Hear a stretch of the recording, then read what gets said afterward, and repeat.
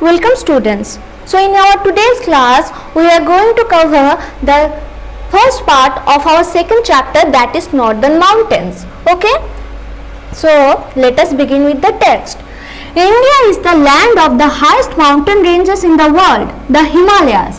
So what India is? India is the land of the highest mountain ranges in the world, that is the Himalayas. They form the crest of the country. Himalayas form the crest of the country. What is the meaning of the word crest? Crest means the upper portion of something. The northern mountains region stretches from Arunachal Pradesh in the northeast to Jammu and Kashmir in the north. So the northern mountain ranges stretches from the Arunachal Pradesh, that is in the northeast, to the north. Okay, this is north, this is east, and this portion is northeast. The northern mountains affect the climate of India. How?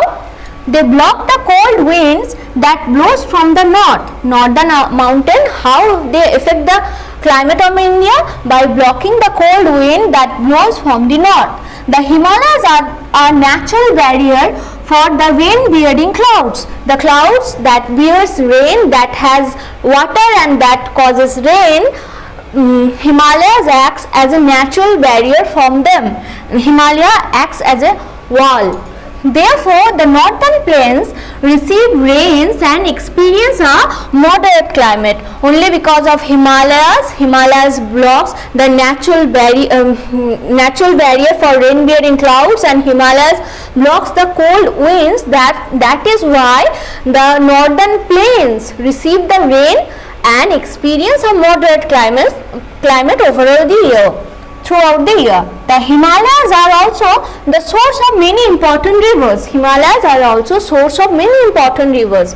These rivers are the lifeline of the plains of India. These rivers can be said to be the lifeline. What is the meaning of the word lifeline? Lifeline means upon which a person or something depends for living. Okay. The northern mountain consists of the three parallel ranges. Northern mountain ranges consist of three parallel ranges. What are those three parallel ranges? The greater Himalayas or Himadri, the middle Himalayas or Himachal, the outer Himalayas or Shivalik. So, what the greater Himalayas are called? Himadri. Middle Himalayas, Himachal, and outer Himalayas are Shivalik. You must be marking all this, okay? The greater Himalayas or the Himadri have some of the highest mountains of the Himalayan ranges. So, the greater Himalayas have got some of the highest mountain ranges of the entire Himalayan ranges. The mountains of this region are covered with snow and glaciers throughout the year and have an extremely cold climate. In the greater Himalayas, the mountains are most of the time are covered with snow and glaciers and have an extremely cold climate throughout the year. What is the meaning of the word glaciers? Glaciers mean the layers of ice that forms a kind of wall of ice, that is called glaciers. And glaciers are formed because of snowfall for a long period of time. These glaciers are the source of many important rivers like Ganga, the Yamuna, the Indus, and the Brahmaputra. So, these glaciers of the greater Himalayas are the source of various important rivers like the Ganga, Yamuna, Indus, and Brahmaputra. Okay. Now, here is a fun fact. Khardung La is the highest motorable mountain pass in India. What is the meaning of motorable mountain pass? A road through which motorbikes, motors can pass. So, Khardung La, that is situated in Ladakh, is the highest motorable mountain pass in India.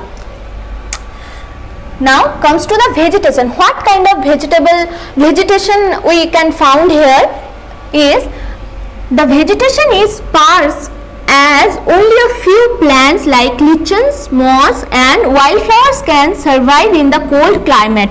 In that extreme cold climate, only some kind of lichens, moss and wildflowers can survive. yak, snow leopard, goat and sheep are some of the animals found in this region. So yak, snow leopard, goat, sheep are some of the animals that could be found in this greater Himalaya or Himadri region. Kanchenjunga is the highest peak in India. So what is the highest peak in India? Kanchenjunga. Okay. Mount Everest is the highest peak in the world. So if the question is set like this, what is the highest peak of India? You must write Kanchenjunga, not Mount Everest. Now let us come to the middle Himalayas. So the middle Himalayas or Himachal lie to the south of Himadri. So after Himadri we find the middle Himalayas or Himachal. The mountains here are lower in altitude. So mountains are here lower in comparison to the greater Himalayas or Himadri. Mountain ranges have many hill stations with thick pine and deodar forest. So this region have many hill stations, tourist spots and thick pine and deodar forests. Therefore, tourism is an important economic activity in this region. So, therefore, tourism is an important economic activity in this region. The outer Himalayas now, so this portion covers the middle Himalayas. Okay, now let us move to the outer Himalayas. The outer Himalayas are also known as what? Shivalik. So, the outer Himalayas or the Shivalik range merges with the foothills of the Himalayas. So, the outer Himalayas is the lowest Himalayas range merges with the foothills of Himalayas. It is separated from the main Himalayan range by hills and valleys. It is separated from main Himalayan range by various valleys and hills. This region is most populous region of the Himalayas. This region is the most popular region of Himalayas. Why? Because many food crops are grown here because of the favorable climatic conditions. So many crops grows here. Not like the greater Himalayas or the middle Himalayas or Himachal.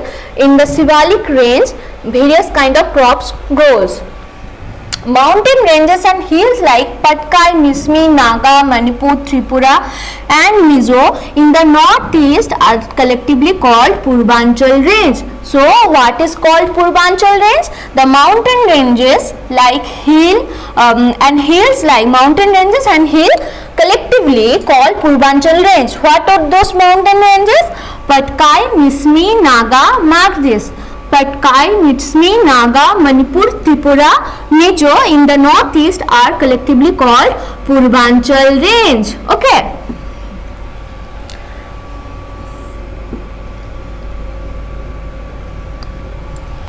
Mark this. Some of the states located in the northern mountains region are Uttarakhand. So here we are coming to some of the states that is located in the northern mountain ranges. So these are Uttarakhand, Himachal Pradesh, Sikkim and the northeastern states of Arunachal Pradesh, Nagaland, Manipur, Meghalaya, Mizoram. The Union territories of Jammu and Kashmir and Ladakh also belong to this region.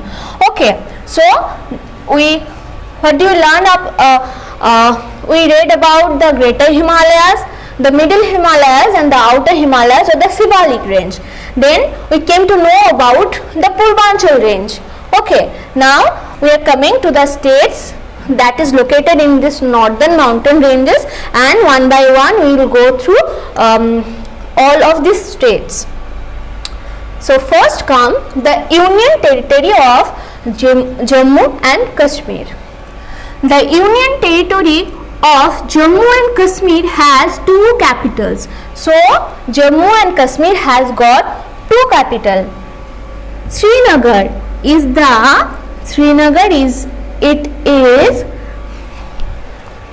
summer capital. So if you are asked what is the summer capital of Jammu Kashmir, the answer would be Srinagar. Okay. and Jammu it's its winter capital. So Jammu is the winter capital of Jammu and Kashmir. Srinagar is the summer capital. Jammu is the winter capital. Lying at the northernmost point of India, Jammu and Kashmir experiences an extremely cold climate for several months at a stretch. So the climate in Jammu and Kashmir experiences an extremely cold climate because it lies in the northernmost part of India. Most of the time we see in news channel and TV that it is snowing in Srinagar. The vegetation of Jammu and Kashmir varies from a thick pine and cedar forest in the valleys to sparse vegetation at the high altitudes. So a kind of mixed vegetation can be seen here. Here we can also find pine and cedar forest and also the sparse vegetation at the high altitudes. Union territory of Ladakh is also located adjacent to Jammu and Kashmir. Okay, Zanskar is the main river of Ladakh. Dras is located here, is one of the coldest places on the earth. Okay, so what is the coldest places on the one of the coldest places on the earth is Dras, that is located in Ladakh. So students, let us finish here and we'll continue the next part in our next video. Thank you all.